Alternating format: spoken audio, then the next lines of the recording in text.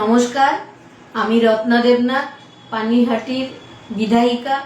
মেয়ের বিচারের লড়াই করতে করতে রাজনীতির কদর্য চেহারাটা আমি একটু হলেও চিনেছি।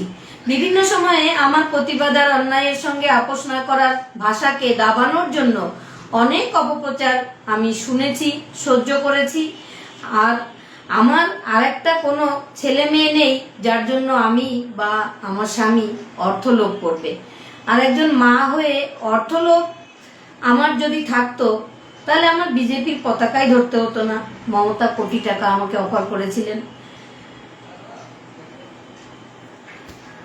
টুকরো টুকরো হতো না যদি ডাক্তার দেবনাথের মা লোভী হতো।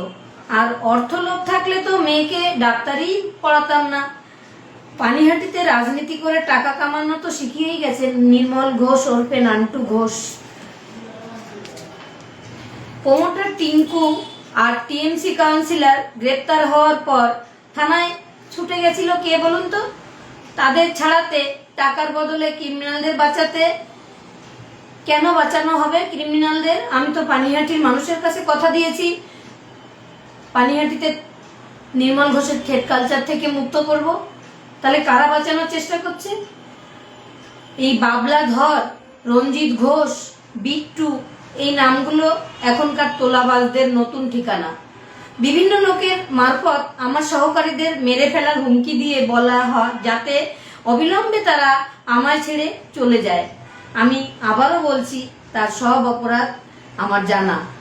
ভোটের আগে যাকে বাড়ি থেকে ডেকে রাজনৈতিকভাবে আমি আমার পাশে নেতা হতে দিয়েছি, সে আজ টাকার বিনিময়ে তৃণমূলের তোলাবাজদের আমার মেয়ের খুনের ঘটনার অন্যতম অভিযুক্ত সঞ্জীব মুখার্জি, নির্মল ঘোষ, সোমনাথ দে, এদের রক্ষা করার ভূমিকায় আমাকে এবং আমার স্বামীকে কালিমালিপ্ত করতে ব্যস্ত। আমি শুধু মুখে বলছি না, প্রমাণ দিয়ে তাদের বিরুদ্ধে ব্যবস্থা নিতে আজ মুখ্যমন্ত্রীর সঙ্গেও কথা বলবো। পাশাপাশি শৃঙ্খলা রক্ষা কমিটিকে লিখিতভাবে ব্যবস্থা নিতে বলবো। দণ্ড মহোৎসব সুষ্ঠুভাবে পরিচালিত হবার পর যারা আমার স্বামীকে নিয়ে কুৎসা করছেন তারা ভুলবেন না যে অন্যায়ের বিরুদ্ধে আমার প্রতিবাদ কতটা তীব্র হতে পারে।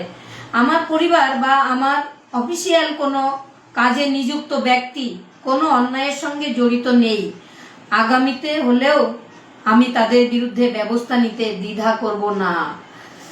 মন্দিরের অর্থ মন্দিরের উন্নয়নের জন্য ব্যবহার হবে, তাই আমি সিদ্ধান্ত নিয়েছি মন্দিরের টাকা সরকারি সংস্থার নজরদারিতে একটি ট্রাস্টি জমা রাখা হবে এবং পুরোহিত সেই ট্রাস্টের অংশ হবেন মাত্র।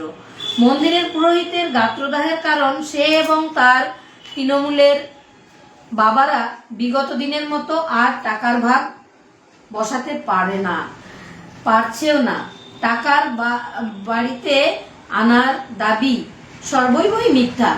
মন্দিরের টাকা লুটের স্বপ্নে যারা এত বড় মিথ্যের সাহস জুগিয়েছে তাদের স্বপ্নে জল ঢালতে আমি এসডিওকে জানিয়েছি মন্দিরের জন্য ট্রাস্ট গঠন করে মন্দির উন্নয়নের জন্য সব টাকা হিসেব করে ট্রাস্টে জমা পড়বে। লুটোত্রাস বন্ধ করতে কথার অপব্যাখ্যা করে আমার স্বামীকে জড়িয়ে ষড়যন্ত্র করেও ভয় দেখিয়ে আমাকে প্রতিবাদ থেকে সরানো যাবে না। আমার মতো সেও তার মেয়েকে হারিয়েছে। আমি যেমন আমার মেয়েকে হারিয়েছি, আমার স্বামীও মেয়েকে হারিয়েছে।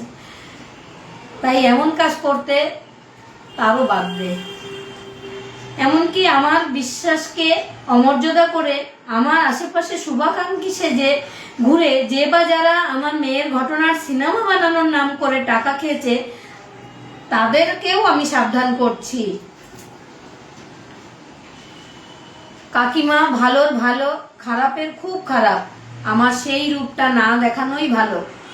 আমার অফিসিয়াল টিম বা আমার পরিবারের দিকে কাদা ছোড়া বা থ্রেট করা এগুলো থেকে বিরত না থাকলে বাড়ির ঠিকানা পরিবর্তন হয়ে যাবে। আমি রত্না দেবনাথ অপরাধীদের আবারও সাবধান করছি, পানিহাটিতে তোলাবাজি গুন্ডারাজ আমি হতে দেব না। পানিহাটির মানুষের বিশ্বাসের মর্যাদা রাখা আমার প্রাথমিক দায়িত্ব। তাদের সমস্ত অভিযোগ আমি যেন পূর্ণ করতে পারি, আমি তাদের কাছে দায়বদ্ধ। তাই আমি পানিহাটিতে দ্বিতীয় নির্মল ঘোষ হতে দেব না।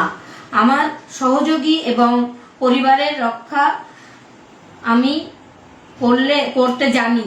মেয়ে চলে গিয়ে এটা আমায় শিখিয়ে দিয়ে গেছে আপনজন সঠিক হলে কিভাবে রক্ষা করতে হয়। সর্বোপরি বলি, আজকে 1 জুলাই ডক্টর বিধানচন্দ্র রায়ের জন্মদিন, মৃত্যুদিন একই সঙ্গে। তাই সমস্ত ডাক্তারদের আমি প্রণাম জানাই। আর আজকে যদি আমার মেয়ে আমার কাছে থাকতো, তাহলে ও সারাদিন কত আনন্দ করতো, কত কেক কাটতো, কত গিফট পেত। সে আর নেই, তাকে রাখতে দেওয়া হয়নি। সেও দুর্নীতির বিরুদ্ধে প্রতিবাদ করেছিল। তাই তার দুর্নীতির যে লড়াই, আমরা বাবা মা হিসাবে সেটাই চালিয়ে নিয়ে যাব যতদিন আমরা বেঁচে থাকব।